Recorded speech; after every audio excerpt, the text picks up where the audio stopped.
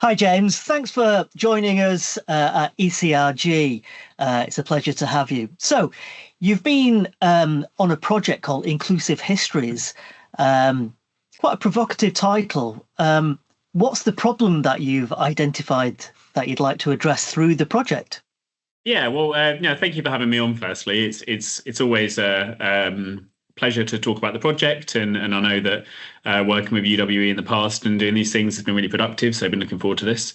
The Inclusive Histories it's an AHRC funded project, and it's between Royal Holloway University, but it's also bringing together other historians, teachers, archivists, museums, AQA, one of the exam boards at GCSE. And we're trying to address quite a specific practical question. We want to make the GCSEs more inclusive. What we mean by that is we think at the moment many of the modules are not as representative as they could be when it comes to Black history, women's history, global majority voices, bringing more working class perspectives in, and so on. And we think that there's a real scope here to find a way to make GCSEs more inclusive while still remaining just as historically rigorous, just as aligned to the curriculum, and keeping it sort of exam board ready, I suppose. All So, right. in terms of the specific problem that we're trying to address, in 2018, the Royal Historical Society released a report called Ethnicity and Equality in the UK, and it highlighted that there are serious damaging consequences for racial and ethnic inequalities in the way that history is taught in the UK. And the particularly secondary school curriculums often are lagging quite a long way behind academia in terms of following the latest trends, but particularly in terms of bringing in more inclusive perspectives and stories. In 2021, AQA released a report called Equality, Diversity and Inclusion. And in this report, this was much more focused on students' perspective. And students themselves were calling for better representation of gender, sexuality, Right. disability, neurodiversity, class, etc. So the project is trying to find a way to address this problem specifically at Key Stage 3, Key Stage 4. Right. So at Key Stage 3, you've had lots of really good stuff being done in history classrooms recently. There have been lots of people that have been trying, looking again at old schemes of work. And for example, there's been migration units introduced at lots of Key Stage 3 level. The Black Tudors has been something following on from, the sort of the work that's been done around that has found its way into the classroom. The history of the British Empire, local histories, all of these things have been brought much more at Key Stage 3 in a way that's kind of foregrounded voices and perspectives that have traditionally been more marginalized. Mm. So I'd say Key Stage 3 history classrooms are much more inclusive, much more varied, having a lot of really interesting perspectives. But you hit this barrier when you get to Key Stage 4. At Key Stage 4, we are bound to follow the specifications that the exam board have released. It's all very high stakes testing. You've got limited classroom time. There's often a real reliance on textbooks. And this isn't a criticism of teachers. I mean, I have to do it myself. There's no time. It's really, really difficult to carve out space to teach what's on the specification, much less going beyond that GCSE specification to add in more creative approaches to try and bring in voices that aren't there already. So I suppose at its core, the problem we're trying to address is how can we make sure that the Key Stage 4 curriculum can remain, or sorry, how can we make sure that the Key Stage 4 curriculum can become more inclusive, have a wider range of voices and perspectives, but not in a way that's going to put too much work onto teachers and Mm. not in a way that's going to take up too much classroom time. So long way of saying that that's what we're trying to do. Yeah, I mean that problem of teacher workload, how can that be managed? Because it does feel like there needs to be something else that's done, or is it something that needs to be done differently in order to make the curriculum more inclusive? Sure. I mean, there's wider issues around teacher workload, which cannot be done by any individual school or indeed by any research project, right? But this problem of the content at Key Stage 4 is a problem.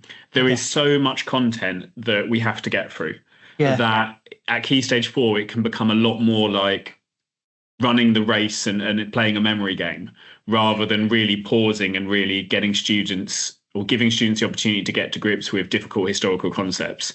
Now, I'm cautiously optimistic that the curriculum review that's come out is suggesting that there might be more space carved at Key Stage 4 by reducing content. I very much hope that does happen. Okay. Because one of the key barriers to innovating history curriculums and bringing in new perspectives that weren't there before, it's time and space. And fundamentally, teachers need time, they need space, but they also need expertise. There's a lot of things here which teachers may not be familiar with. If something has often not been included on the history curriculum before, then it's fair to assume that teachers may not have an in-depth subject knowledge of it. So that's another barrier we need to address. Yeah. Now, the way that we're doing that with our project, how we're trying to approach this project, is we've taken one GCSE module. It's called Power and the People, and it looks at sort of protest and people fighting for representation over about an 800-year period. So it starts at Magna Carta and it goes all the way to the Brixton Uprising. So when I say lots of content, that's a lot of content.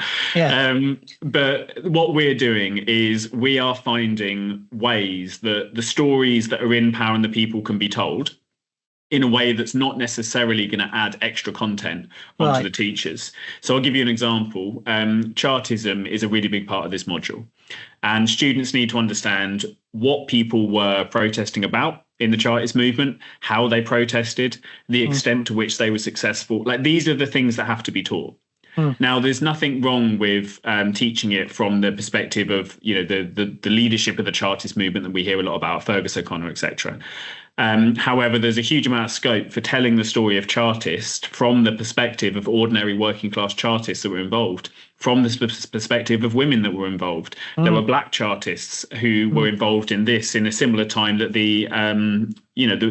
this is happening at the same time as you see the push for abolition, similar time that you're seeing the first trade unions being formed. Like, lots of these events are happening at similar time.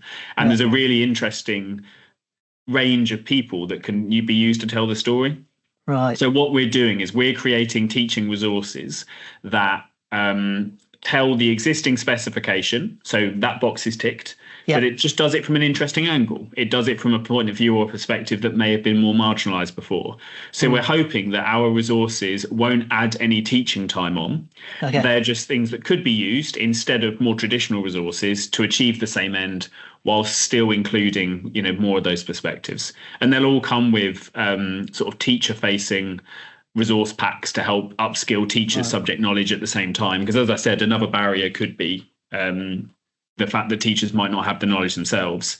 And they're also all being designed in various ways to be aligned to the specification and to the exam skills. So our resources have got in their mind the different types of questions students might be asked at GCSE, and they're sort of pitched in such a way that we can tick off what the specification needs, upskilling the students to have the exam skills they need, and including a wider range of perspectives, hopefully all in one. Excellent. Sounds really, really good. You're obviously going to need partners and teachers, people in schools to help. How can colleagues at the Education and Childhood Research Group at UWE help? Well, in terms I'll talk a little bit about how this is meant to be a very collaborative project. So I'll talk a bit about that and then how it can help. I think that would work well. Sure. Yeah. So we're a 3-year project, and we are at a stage at the moment where a lot of what we've been doing is collaborative research. So we've had postdoctoral graduates posted in different archives and different institutions, and they've been looking for interesting stories that could be used to tell the specification for Power and the People from a wide range. So we've had really interesting stories coming up about the Brixton Uprising, about the 1926 general strike, about the Chartism. We're now looking at some of the earlier topics, so the Peasants' Revolt, the English Civil War. So we've got researchers based in these organisations sort of looking for these points, I suppose. Now, this is something that we hope will be beneficial not just for ourselves, but also for those institutions. So, for example, we're working with people like the Black Cultural Archives, Bishopgate Institute. We hope that the kind of stories that we're uncovering can also be useful for those institutions, so that they themselves can benefit from these ideas, these different different stories and perspectives coming out of them. What them doing is we're also turning these resources into things that are classroom ready. So we're working collaboratively with schools and teachers to make sure that the academia and the stories that we're uncovering can be turned into something that is useful, that can be directly used in the classroom and is kind of school appropriate. And we're also working with AQA in order to evaluate this. Are our resources having an impact? Are we making sure that the students are still getting the grades they need? Like, our resources still allow students to understand the basics they need for this module and to get the grades they deserve? But are we also helping to shift student perception about these topics, about how they themselves might fit into history, and reacting to some of those requests I talked about earlier from the AQA report of a history curriculum that tells more stories of sexuality, of gender, of global majority people, of working class people, and so on. So in terms of, how can be useful, we want to be as collaborative as we possibly can. We want to make sure that this research project is an excellent example of academics, teachers, partner organisations, exam boards, etc., working together. And there's several ways that, we could be helped. So first, we're always looking out for ideas for inclusive case studies. We've probably got about 6 months or so left of the research phase. So any examples of, the histories of protest, reform, rights, representation, including voices that are often unrepresented, that can be sort of suggested, always welcome. Like, we're always looking for basically new people and new ideas to add to it. Right. We're keen to expand our network of teachers who are willing to co-create and trial resources. So we're looking for teachers who are either willing to help us turn the stories we're finding into classroom ready resources, or teachers who are willing to try these resources out and give us a little bit of feedback. Yeah. Everything we create is going to be hosted on a free open access website, which we're in the process of making at the moment. It will be called People's Histories, and we're going to be sharing all of our resources, all of our stories, of all our academic stuff, videos, etc. on there. So once that website's up and running, sharing that website will be incredibly beneficial as well. And I suppose finally, we want to see this project as a model rather than just a one-off. So we'd like to hope, if it's successful as we hope it will be, then how it can be applied to other modules at Key Stage 4, and how it can be applied as a way of not just making Key Stage 4 and Key Stage 5 modules more inclusive, but also a model of how we can have projects where academics, universities, schools and colleges, partner organisations, archives can work together in a way that's mutually beneficial. Yeah. So if it does work, we're going to be looking for other groups and people to get involved. So, lots of ways that we can potentially be helped. Fabulous. Sounds like a great project. Thank you so much, James, for telling us about the project and inviting us to collaborate with you.